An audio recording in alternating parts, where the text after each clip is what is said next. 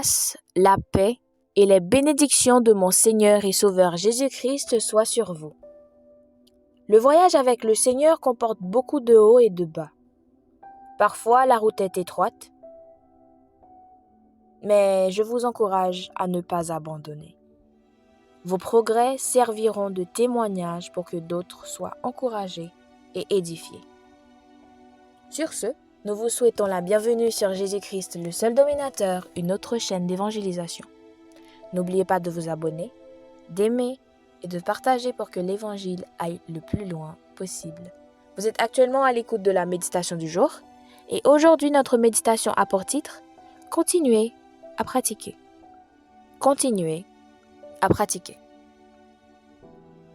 Lorsque quelqu'un se prépare pour un emploi, n'importe quel emploi, il doit éventuellement passer de l'étude à la pratique. L'apôtre Paul savait combien une telle transition était importante.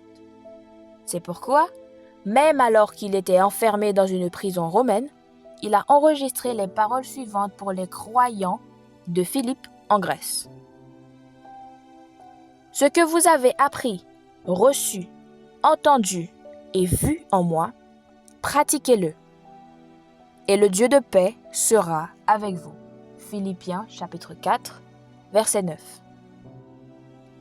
Paul les avait enseignés, les avait formés et les avait aimés.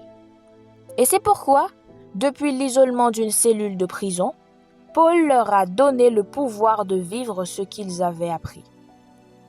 Jésus aussi était passionné par le fait que ses disciples ne cherchaient pas seulement à paraître bons, mais à faire le bien, avec un cœur qui voulait sincèrement glorifier Dieu. Jacques, le demi-frère de Jésus-Christ, a également écrit sur le fait de ne pas se contenter d'écouter la parole, mais de la mettre en pratique. Mettez en pratique la parole et ne vous bornez pas à l'écouter en vous trompant vous-même par de faux raisonnements. Car si quelqu'un écoute la parole et ne la met pas en pratique, il ressemble à un homme qui regarde dans un miroir son visage naturel. Car, après s'être regardé, il s'en va et oublie aussitôt comment il était.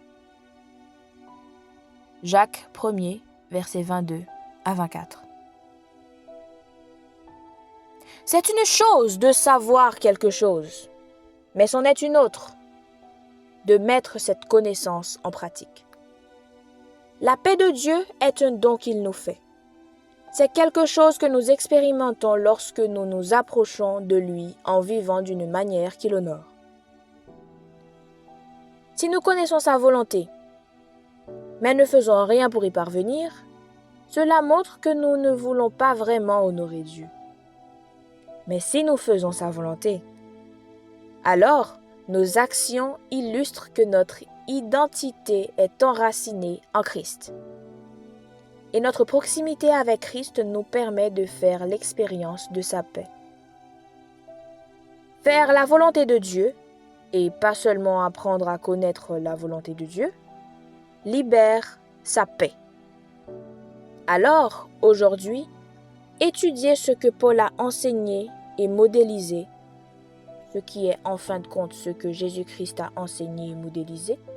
Puis, demandez-vous, qu'est-ce que Dieu m'enseigne sur lui-même, sur moi-même et sur les autres? Comment puis-je appliquer ces enseignements à ma vie? Que le Seigneur vous bénisse. Agréable journée avec Jésus.